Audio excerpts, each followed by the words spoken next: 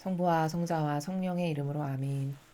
하늘을 우러러 사랑하올 하느님 아버지의 뜻 안에서 스승이신 예수님과 도움이신 성령님과 사랑하올 성모님과 성 요셉 아버지와 성 미카엘 대천사와 하늘의 모든 거룩한 천사들과 성인들의 정고를 청하며 기도드립니다. 아버지, 오늘도 아버지만이 유일무이하게 받으셔야 될 권리와 사랑들과 그리고 찬미와 영광과 흠숭과 존경과 또 인간으로서 또 피조물로서 또 자녀된 도리로서 아버지께 마땅히 드려야 될 가장 가치롭고 소중하고 아름다운 모든 속성을 예수님과 어머니의 하나 되신 성심을 통해서 아버지의 뜻에 모두 봉헌드립니다. 전 인류의 그 인성도 끌어모아 저희의 사명과 제가 끌어안아서 예수님과 어머니의 하나 되신 성심을 통해서 아버지 뜻에 같은 지향과 열망으로 봉헌드립니다. 예수님과 어머니 그리고 아버지, 정말 미약하기를 데 없사오나 아무도 이 마지막 시대에 사제직을 똑바로 하지 않아 아버지께 영혼들을 봉헌드리지 않는 이 마지막 시대에 그들 모두의 영혼을 너그러이 받아주시어 사랑할 예수님과 어머니께서 가지고 계신 그 진리의 빛으로 그들의 사고방식과 정신과 마음 안에 살아가는 악을 모두 무찔러 이겨주시고 어둠을 몰아내시고 없애주시며 그 인간의 더럽고 역겨운 속성적으로 갖고 있는 진리에 반하는 그 모든 것들을 뿌리째 캐내어 정화의 불인 성령 하느님의 뜨거운 불 속에 집어 던지오니 완전히 태워 없애주시어 이제 전 인류가 그리고 제가 사랑하는 조국인 이 대한민국에 살아가는 모든 국민들이 아버지 뜻에 올바르게 화답하고 응답드리고 사랑을 드릴 줄 아는 인간다운 인간으로 그 지음받은 본연의 자신을 찾고 목적성을 똑바로 다시 발견하고 되찾는 그런 영혼들이 될 수 있도록 예수님과 어머니 간곡한 청원으로 청원드리오니 그저 너그러이 불쌍히 가엾이 여기시어 자비를 베풀어 주옵소서. 이 모든 기도 우리 주 그리스도를 통하여 비나이다. 아멘. 성부와 성자와 성령의 이름으로 아멘. 안녕하십니까? 하나님의 뜻 선교의 윤피아수녀입니다. 여러분, 이 마지막 시대에도 끊어지지 않고 하느님 아버지께서 이 인류에게 말씀을 주신다는 사실에 여러분은 과연 몇 퍼센트나 감사를 드리고 계십니까? 아마 간과하기 쉽고 그리고 본질의 나라에서 살아가지 않는 인간이 보기에 그냥 뭐 매일매일 말씀을 주시네, 이렇게 생각할 수밖에 없는 수준의 한계성이 우리 인간의 그 저급한 한계성이 아닌가 이렇게 생각합니다. 그러나 여러분, 끊어지지 않고 이 인류가 이토록 사악하고 역겨운데도 불구하고 끊어지지 않고 아버지가 지금까지도 계속 이렇게 매일매일 말씀을 거듭하여 주신다는 그 사실만으로도 우리는 온 마음과 열정과 정성과 갈망과 힘을 다해서 아버지께 감사드려야 마땅한 것입니다. 왜냐하면 바로 이런 말씀을 주신다는 것이 아버지의 특별한 사랑의 표현이시오, 우리를 버리지 않고 포기하지 않으시겠다는 그런 의지시오, 또 이 나라로 이끌어 주시기 위한 정말 차원이 다른 그런 사랑의 나라라는 것을 여러분께서 곰곰이 잘 생각해 보시고 2000년 전에 주어진 성경 말씀에만 여러분이 매진하실 것이 아니라 이 마지막 시대에 주시는 이런 대중을 위해서 매일같이 주시는 이 메시지에도 여러분이 귀를 기울이셔서 영성의 발전은 시대를 거듭하면 거듭할수록 발전되어 왔습니다. 인간의 눈에만 그게 안 보이고 또 교회가 그런 영성의 발전 관계에서 아버지와의 그 친밀도가 과거하고는 얼만큼 다르게 더 유기체적이고 친밀해야 되는지에 대한 그런 진리를 전하지 않아서 신자분들이 깨닫지를 못하셔서 그렇지, 지금은 아버지께서 주시는 이 말씀이 더 사실적이고 더 구체적이고 더 디테일하고 리얼하다라는 측면에서 정말 이 영성의 발전은 과학기술의 발전만큼이나 아니 그것을 능가하는 수준으로 발전되어 왔고 더 많은 사랑을 받길 원하시고 더 깊은 관계성으로 우리를 부르시지만 똑바로 대답하는 인류가 없어서 이 아버지의 거룩하신 말씀이 매일 그냥 허공에 낭비되고 마는, 그냥 이렇게 허공에 아무 효용과 가치도 얻지 못하시고 둥둥 떠다니는, 한 귀로 듣고 한 귀로 훌리는 그런 인간의 그 막연함과 그 효용과 가치가 떨어지는 바로 이런 한계적인 것 때문에 귀하신 이런 아버지의 말씀에 올바르게 우리가 화답도 못하고, 그리고 이 사랑의 나라를 깨닫지는 더더욱 못하고 있다는 이런 현실을 여러분 한번 객관화를 시키면서 잘 생각해 보시기 바랍니다. 세상도 그렇죠. 관심 없는 자녀에게 부모가 잔소리하진 않습니다. 무엇인가 끊임없이 요구하고 끊임없이 가르치기를 원하고 또 끊임없이 행동이나 말로써 인도하고 있다라는 것은 그 사실만으로도 부모님이 나에게 많은 기대를 하고 있고 나는 그것에 잘 화답해야겠구나. 나는 많은 사랑을 받고 있구나. 이렇게 생각할 수 있는 것이 정상적인 사고방식인 거거든요. 마찬가지로 아버지께서 이 마지막 시대에 끊임없이 주시는 이 말씀에 먼저는 진실된 사랑의 나라에서 감사드릴 줄 알고 또 그렇게 주시는 사랑에 올바르게 반영해야 되겠다. 나는 잘 화답해야 되겠다. 이런 의지를 다지면서 오늘도 주신 말씀을 함께 보도록 하겠습니다. 2020년 2월 9일 대중을 위한 메시지. 저 무리는 또다시 하느님 아버지의 성심이라고 알게 된 큰 불꽃을 봅니다. 하느님 아버지께서 말씀하십니다. 내 남은 신자들이 항상 그들의 목적을 마음속 첫째 자리에 둔다면 그들은 안전할 것이다. 그들의 목적이란 물론 내가 그들에게 맡긴 신앙의 전통을 지키는 일이다. 믿기 쉬워 보이는 것, 인기 있는 것들에 넘어가지 마라. 다른 이들의 의견에 흔들리지 마라. 교회 고위층이 인기 있는 일시적인 유행을 받아들인다고 해도 그런 유행에 굴복하지 마라. 직함이 항상 진리를 의미하는 것은 아니다. 누가 너희에게 반대하든 상관없이 언제나 기꺼이 신앙의 진리를 지지하여라. 사랑하는 남은 자녀 신자들아, 나는 나의 권능의 손과 거룩한 성모의 티없는 성심의 피신처를 너희에게 준다. 주님의 말씀입니다. 하느님 감사합니다. 자, 오늘 주신 말씀은 이렇게 길진 않지만요. 이 아버지께서 우리에게 주신 말씀의 핵심은 바로 여기 맨 아랫줄 보이시죠? 바로 이겁니다.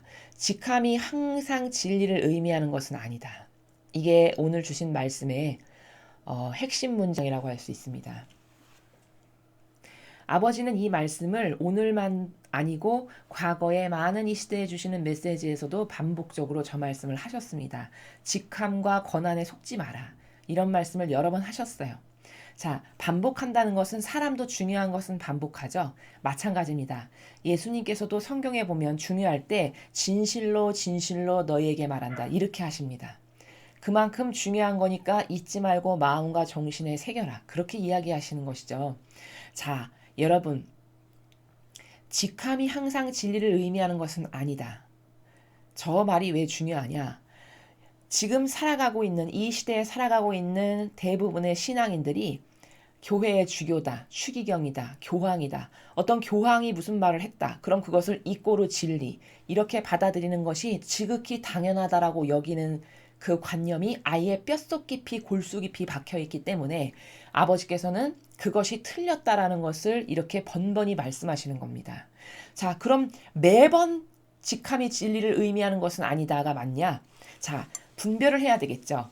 아버지가 저 말씀을 하시는 이유는 지금 이 시대에는 그렇다라는 거예요. 왜냐?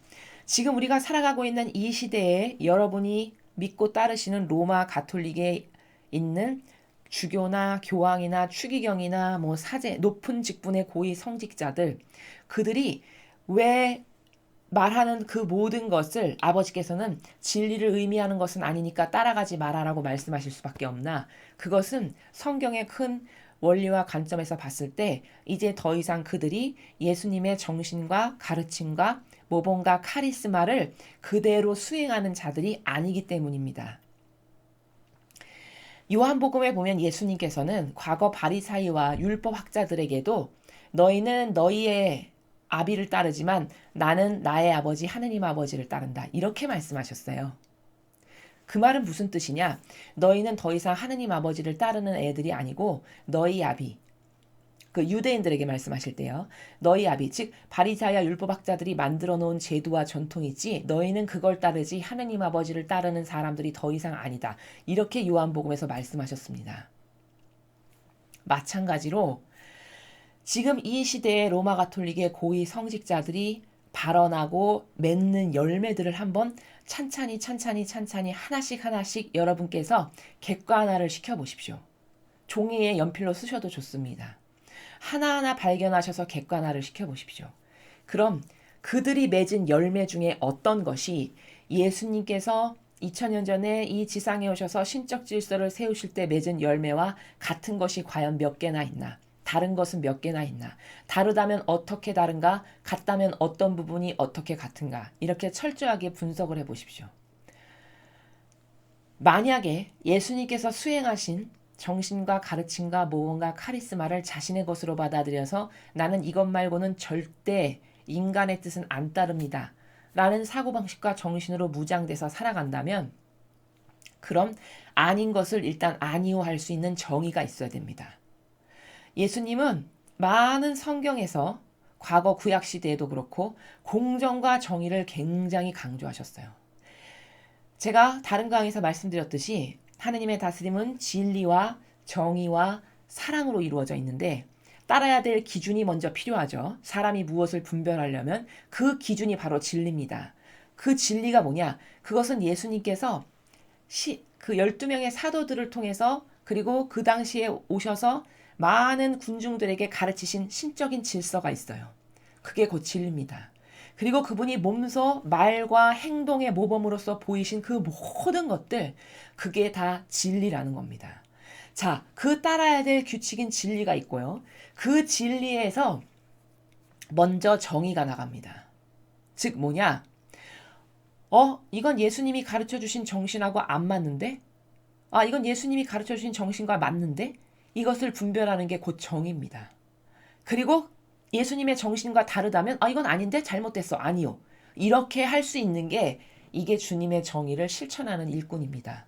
그럼 여러분 이 로마 가톨릭의 지금과 같은 이 시대와 이 나라의 현재 상황을 보고 아닌 것을 아니오라고 하는 사제나 주교나 추기경이나 기타 고위 성직자들을 여러분은 과연 보셨는지 생각해 보십시오. 그것이 없다면 예수님의 일꾼이 예수님을 닮은 예수님의 모범을 닮은 그 일꾼이 더 이상 아닌 것이 벌써 여기서 판가름 나는 겁니다.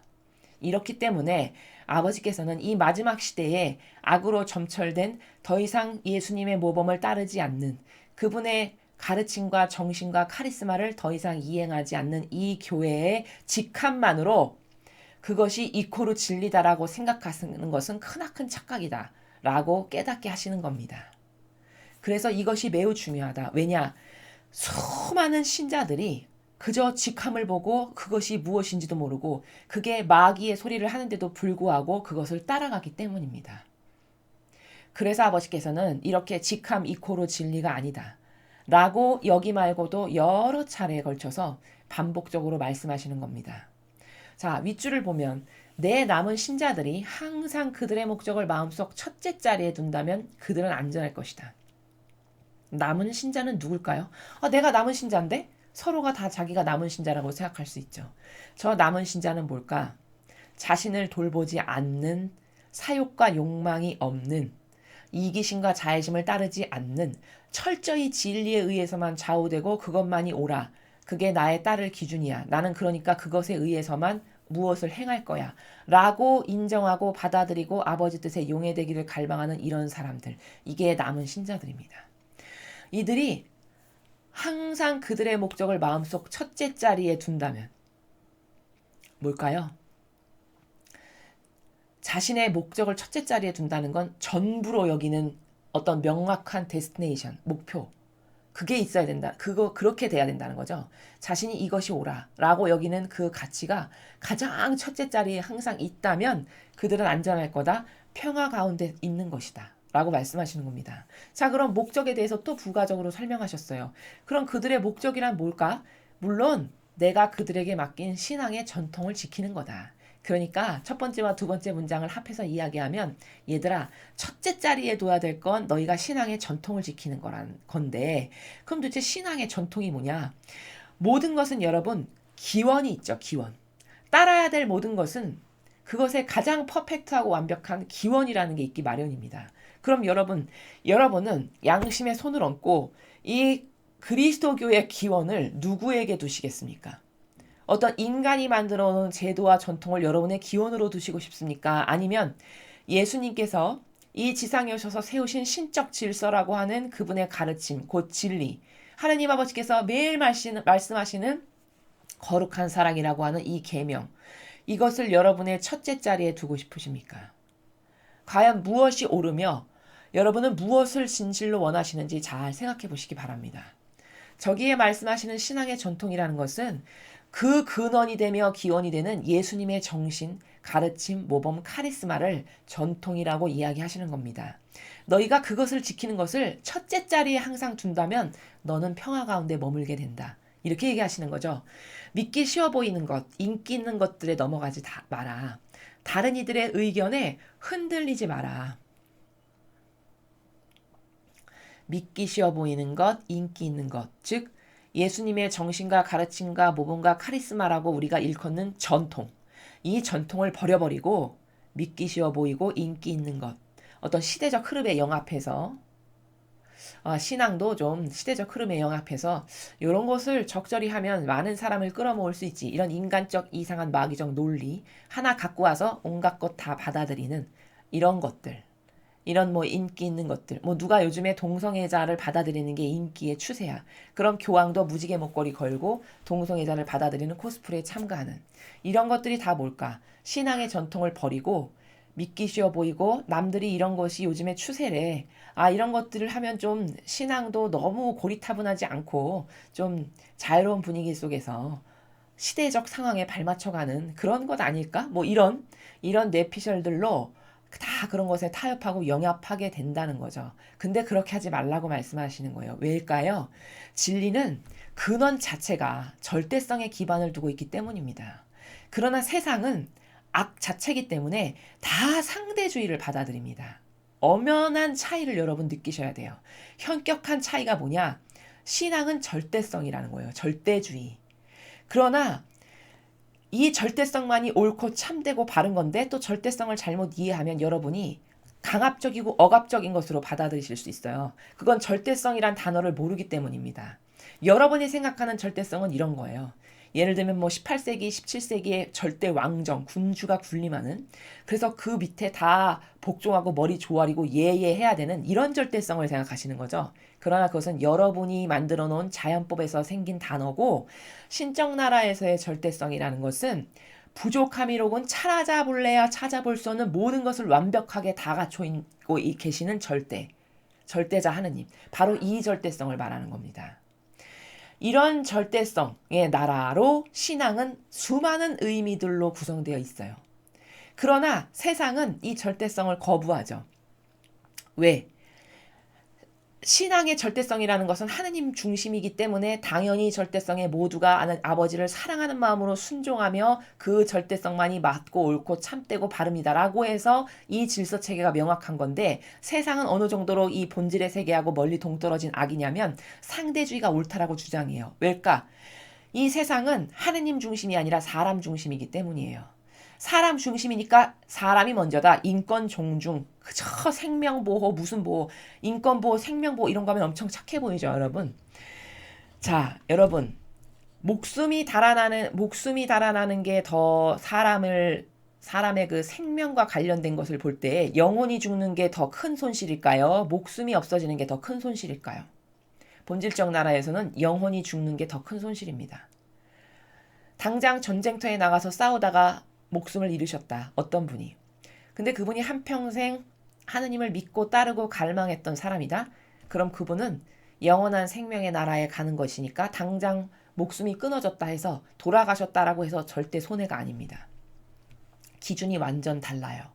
이렇게 세상과 천상의 나라는 질서 자체가 다르기 때문에 이 세상에서의 수많은 타협하는 상대주의들은 이 절대성을 다 거부하는 세력들이에요. 이래서 아버지는 타협하지 말고 다른 이들의 의견에 흔들리지 말라라고 말씀하시는 거예요. 왜? 하느님의 나라는 절대성의 나라니까. 절대 시간이 오래됐다 해서 뭐 시대가 달라졌다라고 해서 이 정도는 좀 받아들여야지. 그건 인간의 법에만 있습니다. 하느님의 법에는 절대 타협이 없어요. 왜냐? 언제나 퍼펙트하기 때문이에요.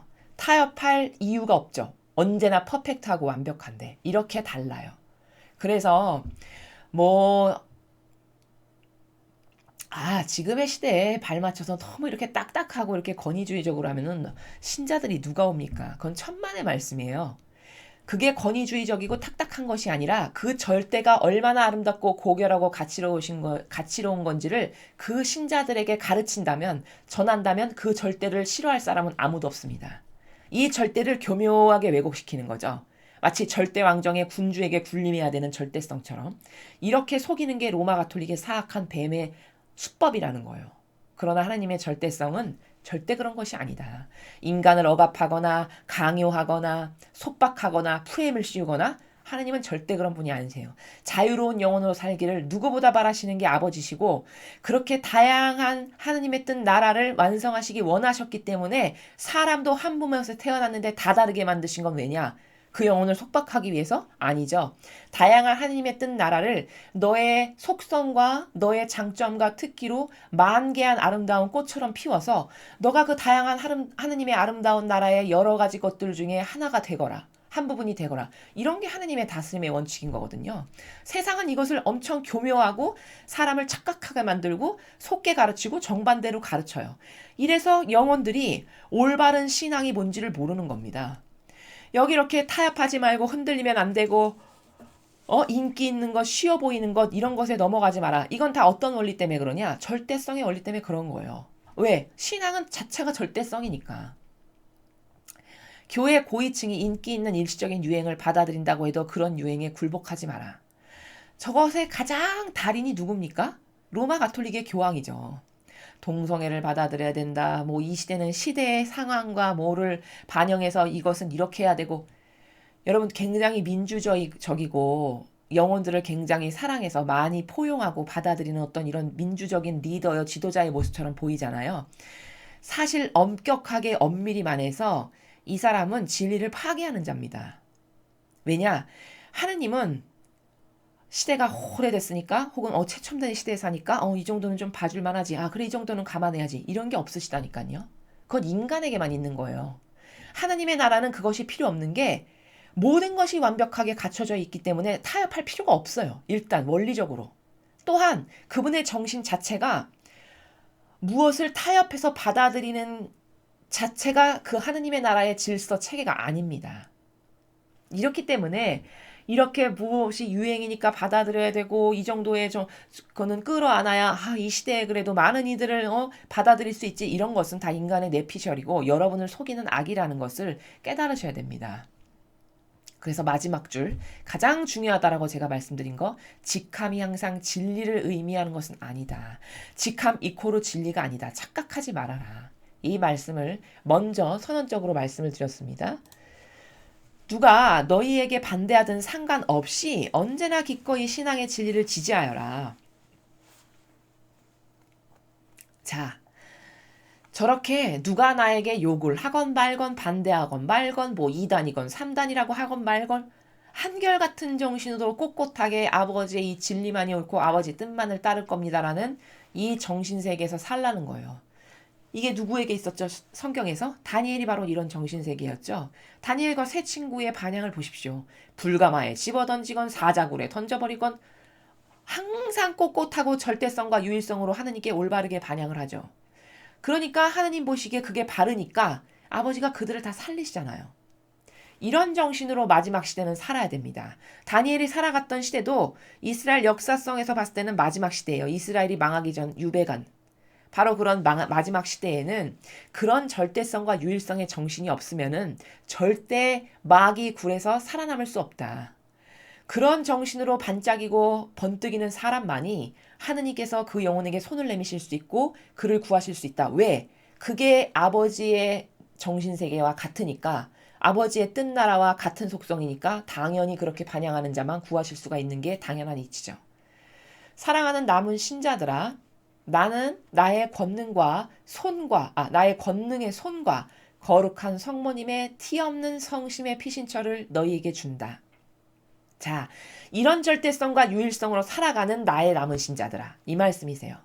모두에게 해당하는 게 아닙니다. 여러분, 아니 문재인 씨처럼 살고 김정은처럼 반영하면서 사는데 그게 남은 신자일까요? 여러분 한번 생각해 보십시오. 객관화시켜서. 그게 가당키나 한 말입니까?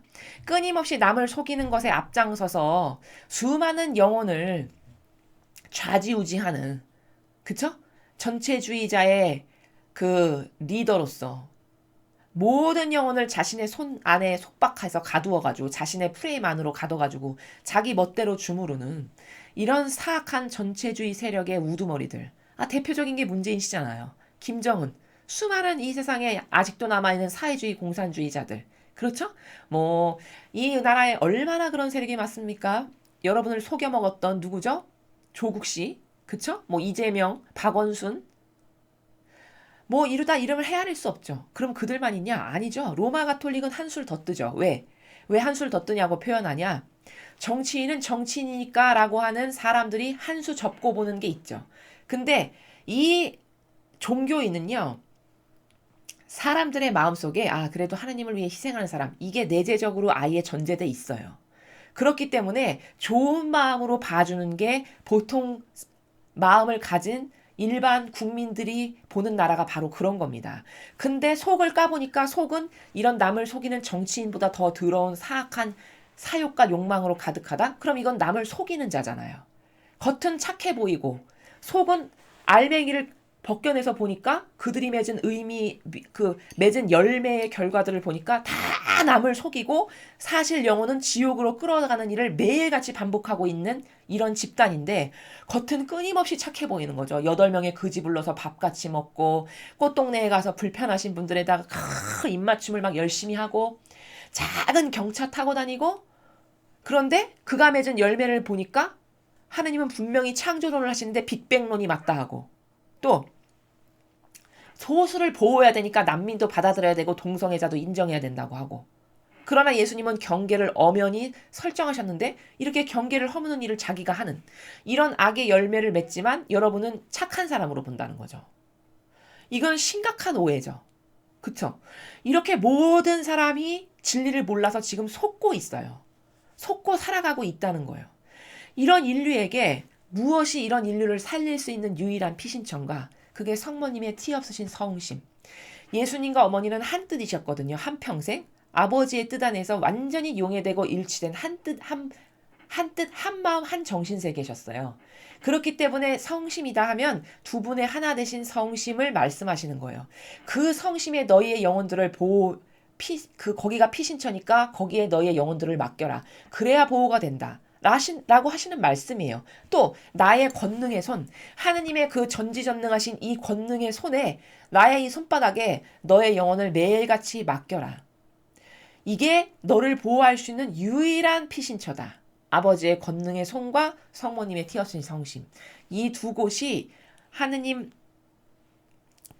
영혼을 보호하실 수 있는 마지막 시대의 유일한 피난처이니까 너희는 이런 사악한 악의 세력에 속지 않고 똑바로 분별하고 살아가려면 이 피신처에다가 너의 영혼들을 매일같이 봉헌드리고 맡겨드리는 이 기도와 갈망을 해야 한다라고 해결 방법까지 지금 주시는 겁니다.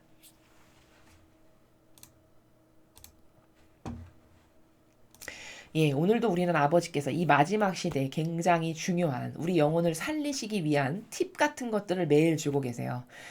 오늘은 특별히 뭘 깨달아야 되냐? 직함 입고로 진리가 아니다라는 것. 여러분 이거 철저히 깨달으셔야 됩니다. 여러분이 한평생 그 익숙한 신앙생활 가운데 이 말을 받아들이시기가 굉장히 힘드실 거예요. 그건 인간적인 마음으로는 저도 이해를 하지만 여러분이 그 프레임 안에서 빠져나오시지 않으면 여러분의 영혼은 달라질 가능성이 없습니다. 스스로를 객관화를 시킬 줄 아셔야 돼요. 이제 진리를 들으셨으면 그 진리라고 하는 철저한 기준을 중심으로 가만히 있어봐. 내가 이 기준에 의해서 지금 올바르게 부합하고 있고 올바르게 합당하게 반영하고 있는가 아닌가를 철저히 자기 자신부터 먼저 스스로 검증하셔야 돼요. 양심의 나라에서. 그리고 아니라고 판단됐을 때는 과감히 그 프레임에서 그 틀에서 나와야 됩니다.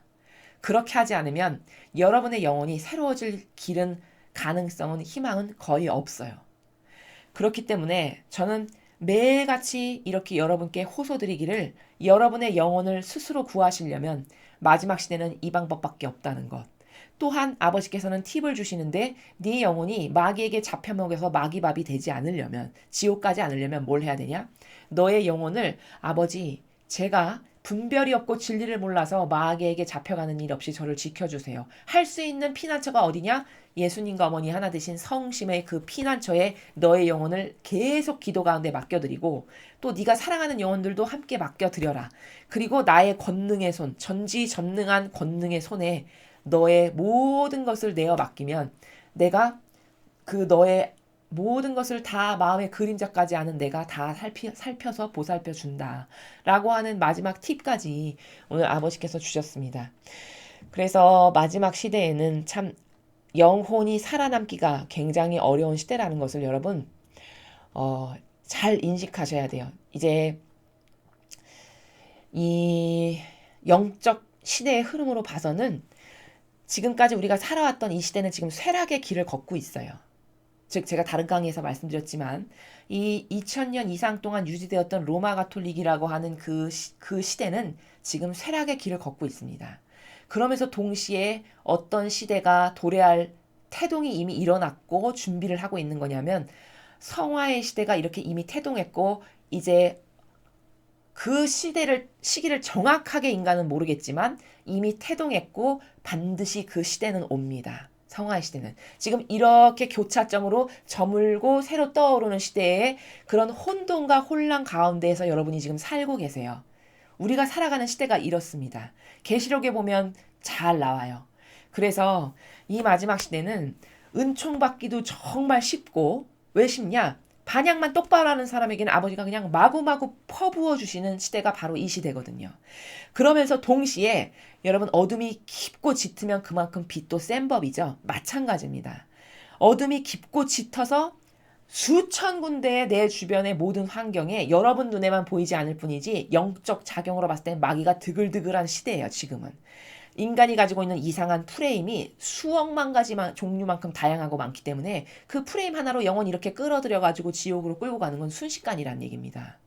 그렇기 때문에 마귀밥이 되기도 너무 쉽고 그렇지만 그 마귀밥 가운데에서 누가 다니엘과 같은 정신으로 산다? 그런 그 영혼은 온 인류에 은총을 쏟아부을 곳이 아무도 없는데 왜냐? 합당하게 반향을 안 하니까 거저주시진 않잖아요. 하느님은.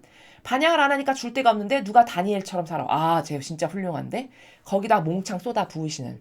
이렇게 은총을 받기가 좋은 시대예요. 동시에.